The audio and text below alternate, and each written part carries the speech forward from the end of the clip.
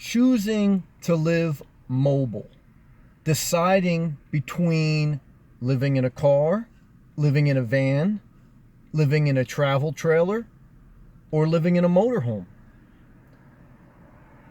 You have to decide between these different accommodations which one best works for you. Now, I want to speak on this subject today because yesterday I uploaded a video. I did a tour of the Happier Camper, which is one of the lightest travel trailers and smallest micro trailers on the market. When I started researching a little over a year ago on light travel trailers, that's like the #1 Google search that came up. They're stationed out of the West Coast, and they were like, 1,300 pounds in that range, depending on which spec you get on them. And I can pull it with my Jeep Renegade, because that's the thing, I didn't want to upgrade my car. And so check out that video, I did it yesterday, but I want to speak on that a little bit because it spurred that question again to me. Because when I saw that, I said, man, it's a nice travel trailer, but the bottom line is, for me, it definitely confirmed that for right now in my season, I do not want a travel trailer. No way. I mean, today, for example, I'm traveling from New Jersey to Boston, just doing basically like a road trip. And right now I'm in Connecticut. I'm at a Starbucks in Connecticut. And I wanted to do this video to touch on that. Because even after yesterday, one is the Happier Camper, the mini travel trailer, is a beautiful unit. If a travel trailer, a small one, is what you're looking for, that's a possibility. It's a little expensive. The base model starts at $18,500. But like today, I'm taking this road trip from New Jersey to Boston. I'm in Connecticut. I mean, if I had to tow that thing, even if it was light, even if I didn't have to change the car that I own, I could still tow it with my Jeep Renegade. It'd be a pain in the ass. I mean, it would just be a pain in the butt. And so a travel trailer, even the smallest one, for me, in my opinion, if you don't have a family, that's key. If you don't have a dog or a cat or a pet, that's also key. I can't see a travel trailer, even the smallest one. That was one I was saying, well, that if I did get a travel trailer, that would be one.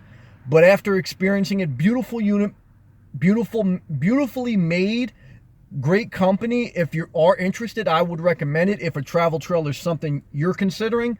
But for those who are really by themselves and those who value full flexibility, I can't see anything other than living out of your car or van. And I don't even, at this point, want a van. I like having a car. I like the feel of a car. I like to put the sunroof open. I like to drive around with my music on. A van is more like, I had a van when I did contracting work. I was an electrical contractor for years, and I owned a company. And I had like one of those Ford E250 cargo vans, and the driving experience just isn't fun.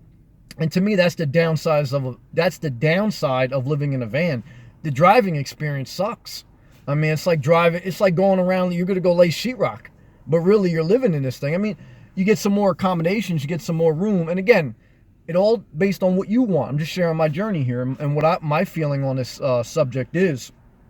Now, I will say, the Ford Transits, the Ford Transit Connects, those small ones, I like those. And they're coming up with more and more small, cute ones that the driving experience may be a little bit better.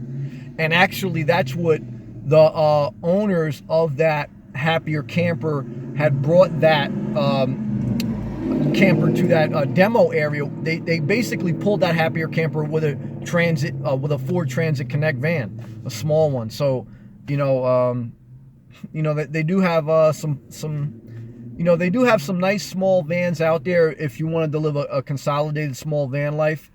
So for me, it's living out of a car, and specifically a Jeep Renegade. I wouldn't want to live out of a van, even the Ford Transits right now, because I don't like the feel of driving them. But small Transit, maybe, but I don't want to tow anything. I don't want to tow anything. Travel trailer off the table. Towing something is a pain in the butt. Like right now, I'm driving up a lot of hills, you know what I mean, to get up to Boston. And having a travel trailer on the back would just suck. It would just suck, in my opinion, for me. But if you had a family, and if you were the type of person that you like to set up camp, and you like to stay in one place for a little bit of time, it may work for you. But me, I get to a place, I like to explore, I like to go around, and then I'm ready to go on. I'm ready to keep it moving. I'm not trying to stop at a campsite and stay there for 2, 3, 4 days or 2 weeks. That's not my style. It may be your style. You gotta choose what works for you. So that's kind of like my take on one is, I just tell you straight up, I want to live out of car. Right now, I don't want anything else. Van life, I don't like I like the van, still has a lot of flexibility, but I don't like the feel of driving a van. I drove a Ford E250, and it just feels like you're going to lay sheetrock, not like you're exploring. The third thing, the travel trailer, like I said, don't want to pull anything, that's off the table. 4, as far as a motorhome, and you're basically now talking about a Class A or a Class C. You know, you could put a Class B in that scenario, but I look at that more as a conversion van. A Class A, which is like a big bus for those who don't know, and a Class C is like, you know, kind of like a travel trailer motorhome type thing, all in one, you don't have to pull anything. It's just too much. I mean, like I watch Nomadic Fanatic. I like that guy. I watch his journeys. He inspires me. Nobody's perfect. I don't put anybody on a pedestal. But like I look at this guy now, he's going through all these brake problems and everything else with the rotors. That's why I would never want. It's more components. More components. This guy's searching around for these special type of rotors and brakes that goes back and forth. At least if you have a car or even a van, you know, these are readily available parts if you need your car serviced. Because if you're living mobile, if you're living out of some type of mobile unit full time, you're going to probably have to get that unit serviced. And one is the bigger the unit, the more components. The more components, the more headaches, the more anxiety, and then you're right back to basically having a house. 2 is, when you have all these components, you have to get them serviced. And if you have an abnormal motor vehicle, such as a Class A or Class C, which Nomadic Fanatic has, basically has a Class C, he's having a problem finding these specific rotors and finding people really that are used to working on them, because these are not things that people work on every day. I want to be able to have a car that God forbid, I don't ever want to have something go wrong, but if it does, at least I know I can go to like any Jeep dealership, I can go to any, you know, auto body shop, because it's a regular type car Jeep. You know, and that's the downside of a Class A, Class C. You got to go to a special place, you got to wait longer for the parts, you got to pay more, and it's just more components that can go wrong. My whole reason for downsizing, you know, yeah, I like the fact to save money. I like that. But my main thing, the mental anxiety, I don't want more stress. I want to focus on exploring. I don't want to focus on finding a certain set of, you know, rotors and going to a certain dealership that only services this, and then this pain in the ass. I don't want that. So motorhome, Class A or Class C, to me, is off the table, because you have a higher level of mental anxiety. Now, if you have a family, if you have a big thing and you want all those amenities, then that may be for you. But that's why, for me, off the table. I mean, we could even put mobile home and tiny home in a mobile type lifestyle. The mobile home, to me, is off the table. It's not really mobile. I mean, it's a big thing. They plop it on some type of land. You got to find unrestricted land, and good luck finding that in any decently populated area in the world, in this country. And as far as, you know, living like in the middle of absolutely nowhere, that's not my style. I like to be a nomadic person. I like to be in urban environments, sometimes, you know, urban and beach environments, urban and coast. I like to have Starbucks anywhere within a half-mile max. And I like to be able to go to the city and then come to the suburbs and then go a little bit to the country, but I don't want to live in the middle of nowhere. I want a Starbucks within 15 minutes. I want amenities. I don't want to always deal with congestion. But I just have to, you know, this is my life and my experience. I don't want to plop a mobile home somewhere in the middle of nowhere. And even in the middle of nowhere, the biggest problem with mobile homes and tiny homes is you're going to have many townships and states that have restrictions on land and what size house you can put on that land. And you got to go through all that headaches. And then you're stuck with this little tiny house that not too many people are. There's not a big market to resell it. And then you're back to a depreciating asset that you're stuck in, and you can't even move around at a snap of a finger. You got to fucking go through a whole big ordeal to get that thing moved. I'm not doing that. So the bottom line, if you decide to live mobile, if you decide to live like a nomad, you have to choose between those things. And depending on, the main thing is going to depend on is, are you traveling with more than one person? Are you married? Do you have kids and all that? That's the main thing. But for me, the best thing, and especially this, and that's why I made this video, after touring that Happier Camper, which I thought if I would get any travel trailer, it would be that one at this point in my life, I said, no way.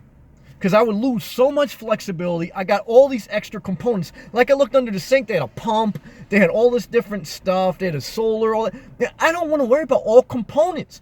Components are adding stress. I'm living this life to decrease stress.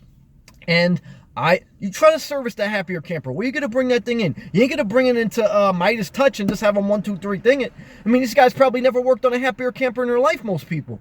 So again, that's the problem. Where are you gonna service this type of stuff? And then you gotta wait, and I don't want to deal with that. I mean, it's hard enough going to like a dealership and getting your oil changed. You have a regular car. Have you ever been in a regular car? I've had a windshield changed and service. I mean, it takes all day. It's like death. I mean, imagine going to a place with a travel trailer or a motorhome and going to get it serviced. I mean, it'd be a disaster. I don't want to wait all that long and everything else.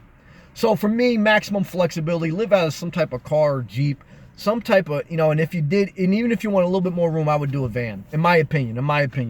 And even if I did van, I would do Transit Connect or something small and sleek. And you're under the radar again too, man. I mean, it's like, too, that's the flexibility of that, right? Travel trailer and everything else, man, you're pulling, and ones that got the ladders on them and all that, it's just too much of a headache. So that's my thoughts on my perspective and choosing, if you want to be mobile, choosing between living in a car, van, travel trailer, or motorhome.